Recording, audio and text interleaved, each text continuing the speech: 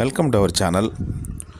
మహాశివరాత్రి సందర్భంగా ప్రతి ఒక్క హిందువు శైవ దేవాలయాల్ని సందర్శించుకోవాలని ఆశిస్తారు. అలాగే ఎన్నో ప్రసిద్ధమైనటువంటి శివాలయాలు మన భారతదేశంలో ఉన్నప్పటికీ మన సమీపంలో ఉన్నటువంటి ముఖ్యమైనటువంటి మహిమాన్వితమైన దేవాలయాల గురించి తెలుసుకోవాలనే ఆసక్తి ప్రతి ఒక్కరికి ఉంటుంది. అందుకే ఈ వీడియో ద్వారా మీకు ఒక పురాతనమైనటువంటి చారిత్రక దేవాలయం గురించి, అది కూడా పరమేశ్వర ఆలయం గురించి తెలియజేయాలని భావిస్తున్నాం. మనకి ఆంధ్రప్రదేశ్కి పొరుగునటువంటి ఖమ్మం జిల్లాలో, తెలంగాణ రాష్ట్రం ఖమ్మం జిల్లాలో పెనుబల్లి మండలం నీలాద్రి అనే ప్రదేశంలో ఒక ప్రసిద్ధమైనటువంటి పుణ్యక్షేత్రం ఉంది. అక్కడ పరమేశ్వరుడు నీలాద్రీశ్వర స్వామిగా కొలువై భక్తులను అనుగ్రహిస్తున్నారు. 11వ శతాబ్దంలో కాకతీయ సామ్రాజ్య విస్తరణ భాగంగా నీలాద్రిలోని దట్టమైన అడవుల్లో జెండా గట్టుపైన విడిచేసిన కాకతీయ రాజులు ఆ సమయంలో కొండపైన స్వయంభూలింగం కనిపించడంతో అక్కడ ఆలయాన్ని నిర్మించారని స్థల పురాణం చెబుతోంది.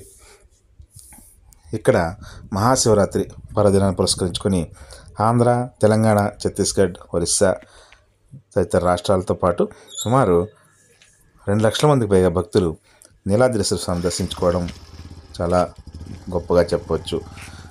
ఆలయానికి ఆనుకుని ఉన్న కోనేరుపై కూడా చాలా విశేష కథనాలు ఉన్నాయి. నీలాద్రి కొండపైన జలపాతంలా వస్తున్న ఈ నీళ్లు పరమేశ్వరుని అభిషేకిస్తున్నట్లు ఉండడం ఈ నీలాద్రిలో ఒక ప్రత్యేకతగా చెప్పవచ్చు. నీళ్ళధార గురించి ఆ గ్రామస్తులను అడిగినా కూడా చాలా భక్తిభావంతో ఆ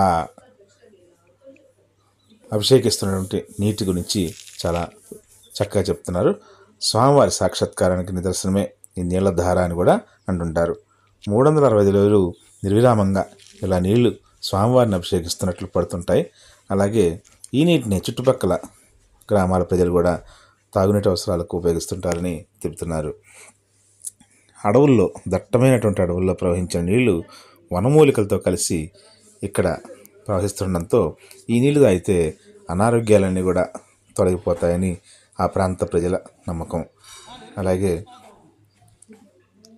మహాశివరాత్రి నాడు ఈ నీలాద్రి దేవాలయం పరిసరాలు చాలా కిక్కిరిసిపోయి భక్తులతోటి నిండిపోయి చాలా ఆధ్యాత్మిక వాతావరణం కనబడుతుంది. ఇక్కడ మనం చూసినట్టయితే ఈ నీలాద్రి కొండకు సంబంధించి చాలా విశేషమైనటువంటి ప్రకృతి సౌందర్యం మనకి కనబడుతుంది. ఆ ప్రాంతంలోకి వెళ్ళిన వాళ్ళు తొందరగా మళ్ళీ రావాలి అనేటువంటి ఆలోచన కూడా రాదు. చక్కటి చల్లని వాతావరణం, అలాగే పక్షుల కిలకిల రావాలు, వన్యప్రాణుల యొక్క అరుపులు, అలాగే కోతులు, చిరుతపులులు, లేగదోడలు, లేళ్ళు, జింకలు, ఇలా ఎన్నెన్నో జంతువులు మనకి అడవుల్లో దర్శనమిస్తాయి. దట్టమైన అడవుల్లో చాలా జాగ్రత్తగా మనం వెళ్తే తప్ప లేదంటే దారి తప్పిపోతాం అనేది కూడా చెప్తున్నారు. ఈ నీలాద్రిలో మహాశివరాత్రి నాడు మనం స్వామి దర్శించుకోవడానికి చక్కటి క్యూ లైన్లు ఉన్నాయి. అదేవిధంగా దేవాదాయ శాఖ వాళ్ళు కూడా చక్కటి ఏర్పాట్లు చేస్తున్నారు. ఈ ఊరికి వెళ్ళడానికి ఆర్టీసీ వారు కూడా బస్ సర్వీసులు, తెలంగాణ రాష్ట్ర ఆర్టీసీ అలాగే ఆంధ్రప్రదేశ్ ఆర్టీసీ కూడా ప్రత్యేక బస్సుల్ని ఆ రోజు విస్తృతంగా నడుపుతారు. నీలాద్రి సమీపంలో ఉన్నటువంటి సత్తుపల్లి, అది ఖమ్మం జిల్లాలో ఉంది. అలాగే కొత్తగూడెం, మధిర, ఖమ్మం ఈ డిపో నుంచి ప్రత్యేక బస్సులు నడుపుతారు. అలాగే ఎన్టీఆర్ జిల్లాలో, అంటే ఇది ఆంధ్రప్రదేశ్లో ఉంది, ఆంధ్రప్రదేశ్లోని ఎన్టీఆర్ జిల్లా తిరువూరు నుంచి కూడా ప్రతి 10 నిమిషాలకు ఒకసారి ఈ నీలాద్రికి ప్రత్యేక బస్ సర్వీసులు నిర్వహిస్తారు. స్వామివారిని దర్శించుకోవడానికి అవసరమైనటువంటి రహదారి కూడా చాలా చక్కగా అభివృద్ధి చేశారు.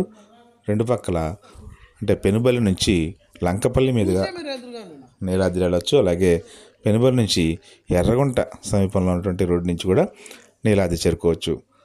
అక్కడ స్వామివారికి నివేదన సమర్పించడానికి ఒక షెడ్ కూడా నిర్మించారు. అదేవిధంగా స్వామివారి దేవాలయానికి ప్రవేశించే ముందే ఎత్తైనటువంటి శివలింగం, అలాగే పరమేశ్వరుడి విగ్రహాలు మనల్ని అనుగ్రహిస్తున్నట్లుగా కనిపిస్తాయి. అలాగే దేవాలయం పక్కనే చక్కటి కోనేరులో స్నానం ఆచరించి స్వామిని దర్శించుకుంటే రోగ నివారణకు ఇదొక అత్యుత్తమైనటువంటి మార్గంగా చెప్తారు. అలాగే స్వామివారి దేవాలయం వెనకాల ఎత్తైన కొండలో కూడా చాలా వనమూలికలు కూడా దొరుకుతాయి. అక్కడ నీటి జలపాతాలు కూడా మనకి కనువిందు చేస్తాయి. ఒక్కసారి ఈ నీలాద్రి స్వామి దర్శించుకుని ఆ స్వామివారి అనుగ్రహం పొందాలని ఆశిస్తున్నాం. Thank you very much.